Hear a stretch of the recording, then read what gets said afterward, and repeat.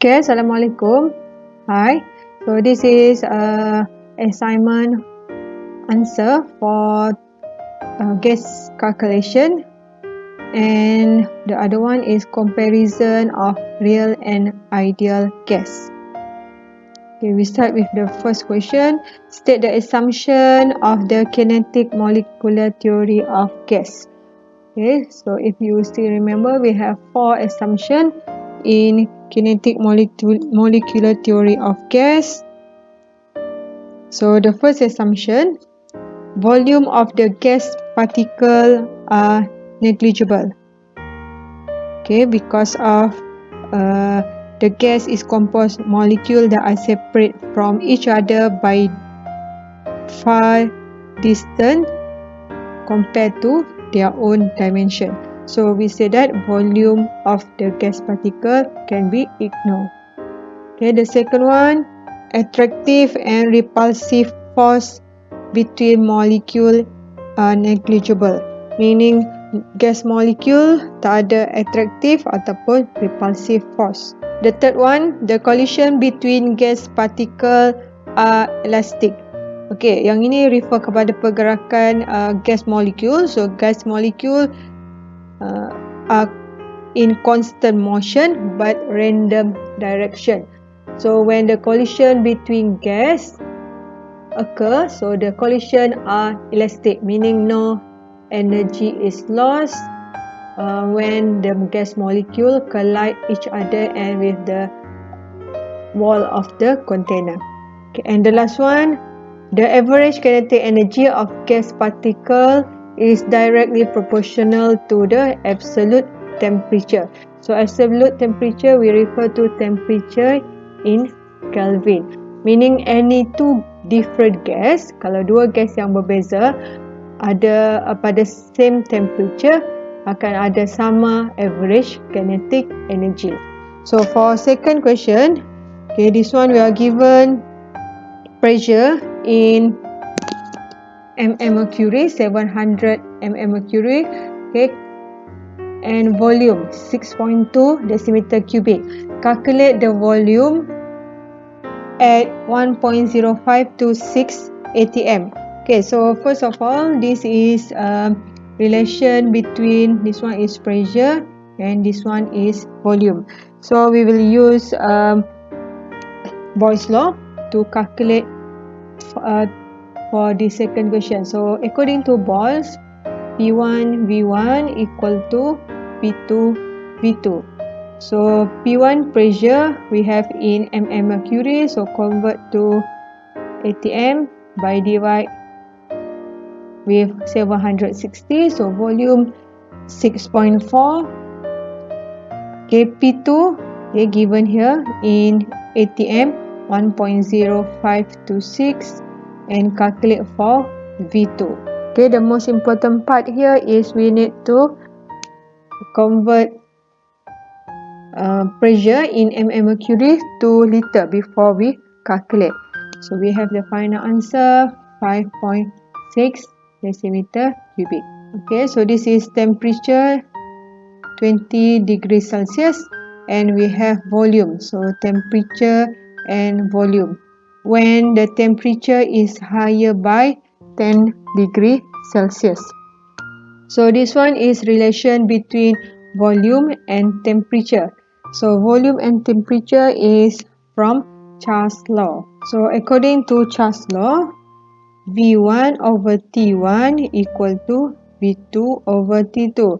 So temperature refer to absolute temperature. So we must convert degree Celsius to Kelvin.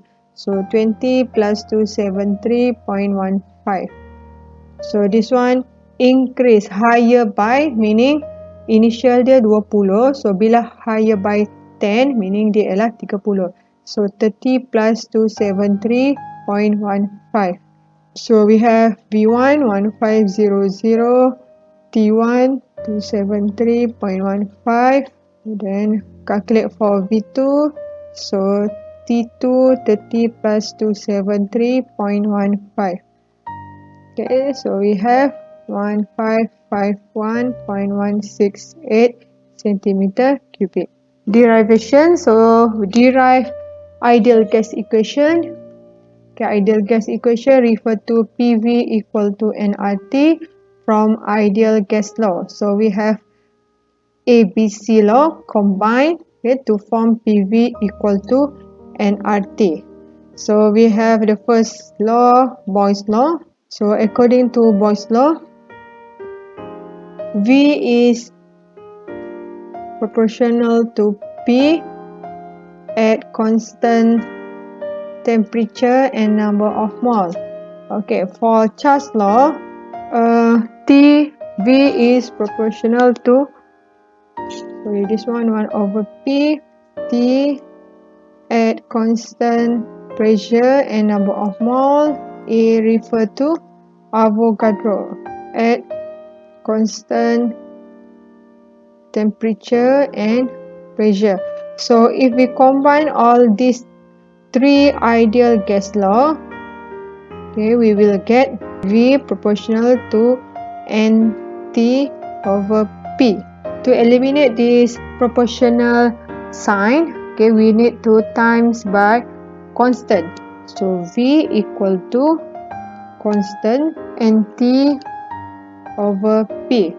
So constant here refer to R, which is gas constant.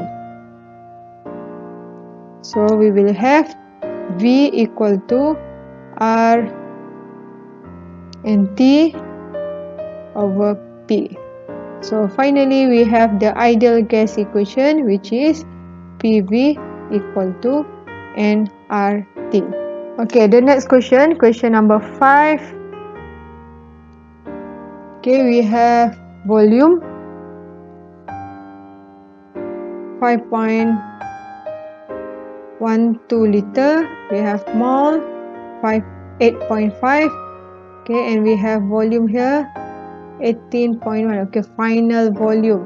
Assume the pressure of the gas A remain constant. Calculate the number of gas added. So this one we have two different conditions. We have two volume, meaning yang ini ialah relation of in Avogadro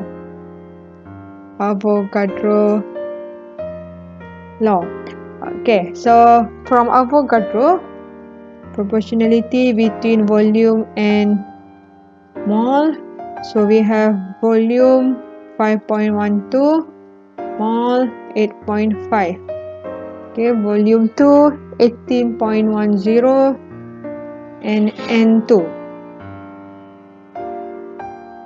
So we calculate, so N2 equal to 30.05 mole. Okay, so actually this is mole, final mole after the volume become 18.10. So soalan ni ialah calculate number of mole of gas added. So berapa mole yang ditambah? So mole yang ditambah, mole added equal to mole new mole minus mole initial. So mole yang ada, yang baru 30.05, initial mole 8.5. So we have mole added 21.55 mole. Okay, so hati-hati soalan macam ni. Okay, the next one, number 6. So we have mass 2.54 kg. So remember ini kg. Temperature, mass. Here we have pressure. Calculate volume. So kalau ada tiga-tiga ni yang lengkap, meaning kita akan gunakan PV equal to nRT. So from ideal gas equation, PV equal to nRT, calculate volume. Mole RT over P. So first of all, calculate dulu mole of sulfur, mass divide by molar mass. So mass given in kg, so 2540 divided by Ar 32.1. So we have 79.128 mole. Okay, substitute in PV equals to nRT times 0.08206 and temperature convert in Kelvin 30.5 plus 273.15. Okay, then divide by pressure. So pressure ni pun convert to liter. So divide by 760. So finally we will have the answer in liter, 1760.416 liter. Question number 7. Okay, this one is about Dalton's law. Dalton's law of partial pressure, temperature. Atmospheric pressure actually refer to P total. We have volume 1 to 8 ml. Calculate mass. So according to Dalton's law of partial pressure, P total equal to P gas plus P water, vapor pressure of water. So P total given 762. So we calculate for P gas, PH2O 22.4 mm mercury. So here we have P gas 739.6 mm mercury. So convert to ATM by divide by 760. So we have 0.97316 ATM. Okay, then we can calculate mass using PV equal to nRT equation. So PV equal to nRT. So we calculate for mole first, PV over RT. So P 97316 divided by times volume in liter 0.128 divided by R, gas constant 0.08206, temperature in Kelvin 24 plus 273.15. Okay, so we will have mole equal to 5.10084 times exponent negative 3 mole. Okay, so calculate lah mass of gas, mole times mR. So gas here refer to NH3. So NH3 is 17, 5.1084 exponent negative 3 times 17. 5.1084 exponent negative 3 times 17. So we have 0.0869 gram. Okay, so this is the answer for question 7. Assignment.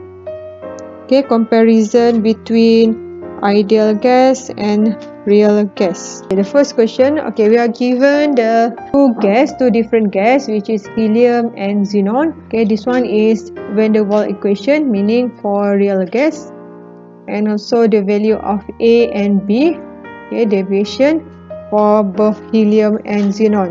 So the first question state two postulate of kinetic molecular theory of gas relate to parameter A and B. So kalau kamu tengok di real gas equation, so we have A. Okay, A ni parameter yang ditambah kepada pressure. Dan B parameter yang ditolak daripada volume. So daripada kinetic molecular theory of gas yang relate kepada pressure ialah untuk intermolecular force, dan untuk yang B ialah volume. So kita akan state, so that two parameter refer to question A, the gas particle no attractive or repulsive force ataupun no intermolecular force between gas particle ataupun intermolecular force between gas particle are negligible. Ini yang pertama. Untuk yang kedua, yang relate to B ialah tentang volume. So the gas particle have no volume. ataupun volume of the gas particles are negligible. Ataupun the gas particle, the volume of the gas particle are not significant. Okay, so A correction for IMF, B correction for volume. Okay, and question B, so from this gas, which gas expected to behave ideally? So untuk behave ideally, meaning dia tak akan ada yang correction AN square over V square dengan NB. So untuk hilangkan value ni, yang dua correction ni, okay, barulah dia boleh jadi sebagai ideal gas. Meaning kita perlu cari value ataupun corrected value untuk A dengan B yang kecil. So yang mana gas yang expected to behave ideally ialah helium. Sebab dia mempunyai A dengan B value yang kecil. Okay, so gas expected to behave ideally ialah helium. Okay, and yang deviation from ideal behavior ialah xenon. Okay, reasonnya because xenon dia mempunyai value A dan B yang besar compare than helium. Okay, last question number 3, explain answer. So tadi kita explain untuk behave ideally ialah helium, dan untuk real gas ataupun deviation ialah xenon. Okay, explanationnya because of helium expected to behave ideally because helium has low ataupun small value of A and B. So bila small volume of A, meaning we assume no intermolecular force between helium molecule, ataupun we say that IMF between helium are weak. Okay, so itu untuk explanation for A. So kalau untuk explanation for B, value of B ialah untuk volume. So kita katakan volume of helium gas is negligible. Okay, then untuk xenon, kenapa kita mention xenon?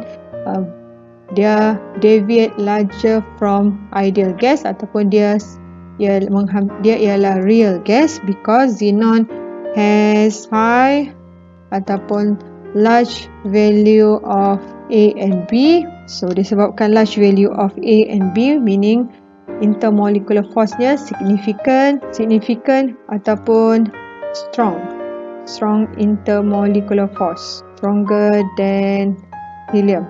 Okay, actually intermolecular force dalam dua-dua ni ialah London, tapi disebabkan helium ni saiz dia kecil compare dengan xenon, so intermolecular force antara helium ni kita boleh abaikan compare dengan xenon.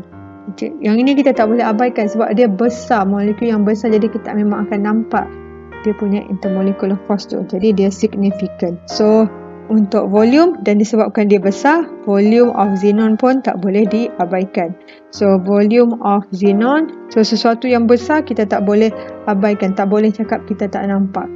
Okay, so yang tu refer kepada xenon. So untuk helium disebabkan dia kecil, jadi kita boleh abaikan intermolecular force, seolah-olah kita tak nampak intermolecular force dan juga volume of the gas. Okay, so that's all. Thank you.